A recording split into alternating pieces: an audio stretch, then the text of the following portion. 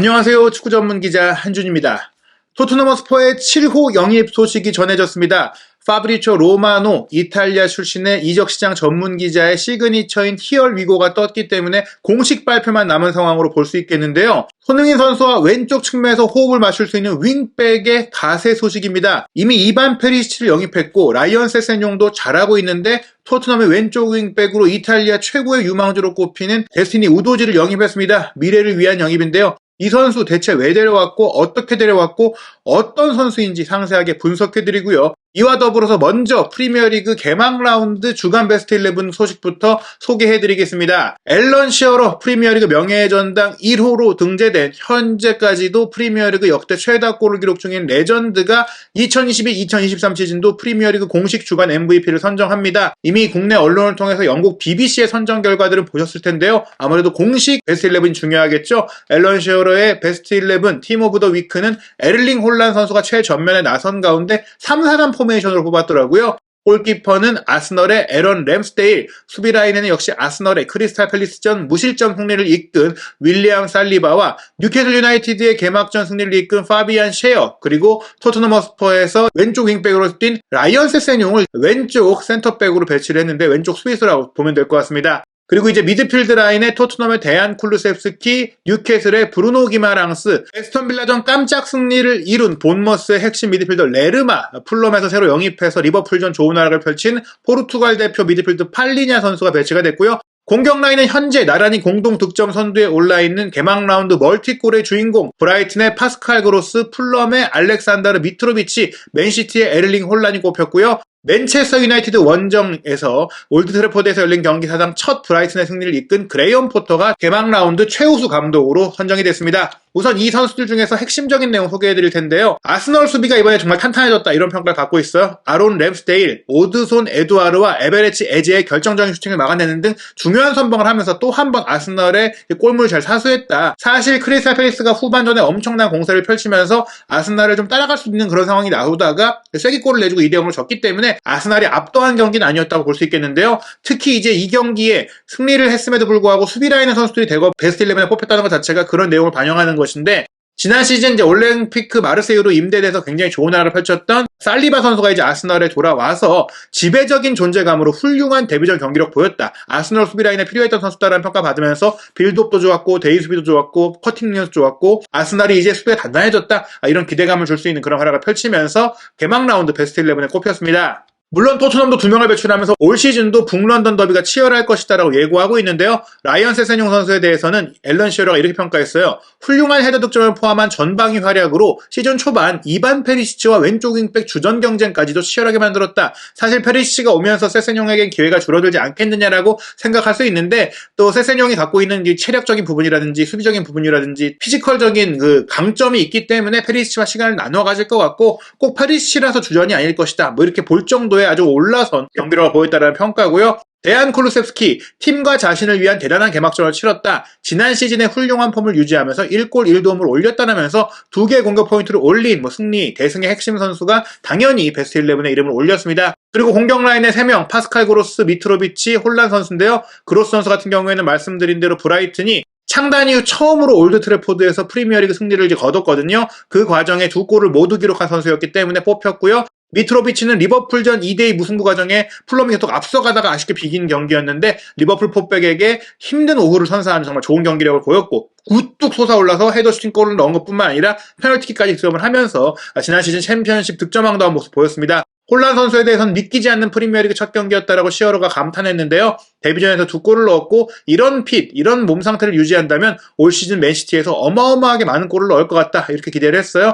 사실 첫 경기만에 2골이니까 한술적으로 계산한다면 경기당 2골을 넣을 수 있는 거 아니냐 이렇게도 볼 수가 있겠는데요. 홀란 선수가 엄청난 속도와 좋은 움직임과 결정력까지 보였기 때문에 올 시즌 강력한 프리미어리그 득점왕으로서의 모습 보였습니다. 그리고 많은 분들이 궁금해하실 바로 우도지 선수의 영입입니다. 토트넘 허스퍼가 우도지 선수를 2천만 유로 이적료에 이제 영입을 했다. 뭘 된 2천만 유로니까 아마 기본 2천만 유로에 옵션이 포함된 부분일 것 같은데요. 이제 개인적인 합의만 끝나면 된다는 얘기가 있었는데 이 우도지 선수가 현재 영국 런던에 와 있는 것이 포착이 됐기 때문에 조만간 계약하고 공식 발표가 있을 것 같습니다. 다만 우도지 선수는 계약을 하되 2023년 여름에 토트넘에 합류할 것이라고 합니다. 우디네스에서 한 시즌 더 이제 임대로 남아서 뛰면서 경기력을 끌어올리고 토트넘에 올 거란 얘기인데요. 토트넘의 왼쪽 윙백을 왜 추가 영입했느냐? 우선 현재 토트넘의 왼쪽 윙백 자원이 총 4명인데요. 세르히오 레길론과 벤 데이비스, 라이언 세세뇽, 이반 페리시치입니다. 그런데 벤 데이비스는 레프트 백 자원이고 라이언 세세뇽과 이반 페리시치는 레프트 미드필더로 표기가 돼 있잖아요. 벤 데이비스가 포백에서 왼쪽 풀백은 되고 또 사실 유사시에는 3백에서 왼쪽 윙백도 되긴 하지만 기본적으로 수비의 강점이 있고 속도적인 면에서 조금 떨어져 있기 때문에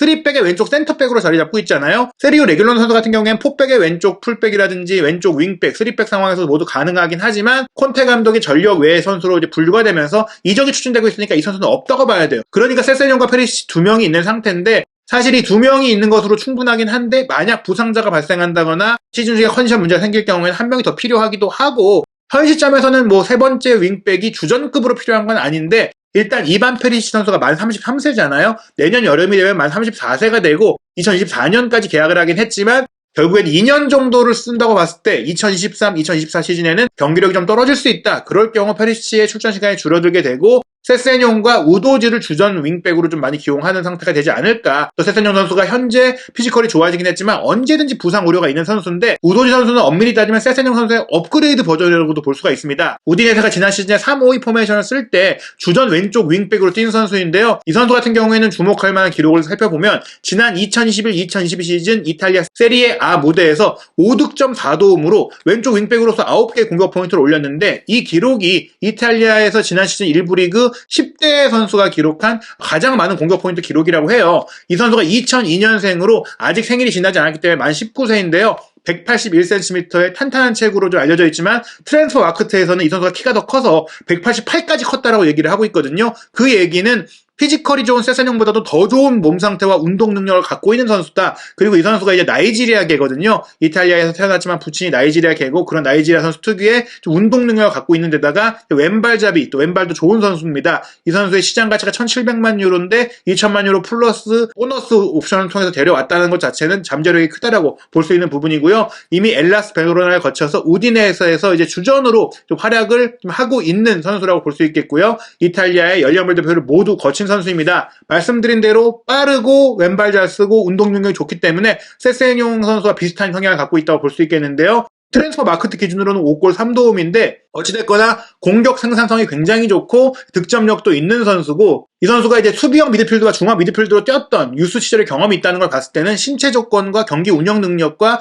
몸싸움 능력과 패스 능력을 갖고 있다고 봐야 되거든요. 실제로 이 선수가 지난 시즌 활약한 주요 장면들을 보면은 일단 기술이 굉장히 좋습니다. 좁은 공간을 이제 흔들고 탈압박할 수 있는 섬세한 드리블 기술을 갖고 있는데 여기에 상대 수비가 몸으로 부딪힐 때 이겨낼 수 있는 힘까지 갖고 있거든요. 여기에 또 하나 전진 수비 능력, 수비할 때 이제 상대를 몸으로 쓰면서 제압하고 압도하고 잘라내는 능력, 지금 보시면 중앙 지역까지도 수비 커버라는 걸 봤을 때 수비형 미드필더의 경험을 갖고 있는 선수다 보니까 세세뇽보다도 더 수비 범위가 넓다라고 볼 수 있겠고요. 그리고 지금 뭐 윙백으로서의 수비도 빠르게 달려들어와서 공커트하는 이 장면을 봤을 때 속도감 좋고 태클 기술도 좋다. 여기에 뭐 특유의 그 득점력, 측면에만 있는 게 아니라 중앙으로 이동해서 또 왼발로 마무리할 수 있는 능력이 좋은데 오른발 가마차기 슈팅으로도 골을 넣을 수 있을 정도로 양발을 다 잘 쓴다. 즉 세세뇽의 업그레이드 버전이자 세세뇽과 이반 페리시치를 합쳐놓은 선수가 아니겠느냐. 아직 경기 경험이 물론 필요하고 더 성장해야 되는 선수지만 이탈리아 연령별 대표에서 계속 주전으로 뛰었던 선수라는 점들을 감안했을 때도 전술적으로 뛰어나고 기술적으로 뛰어나고 운동 능력도 갖고 있는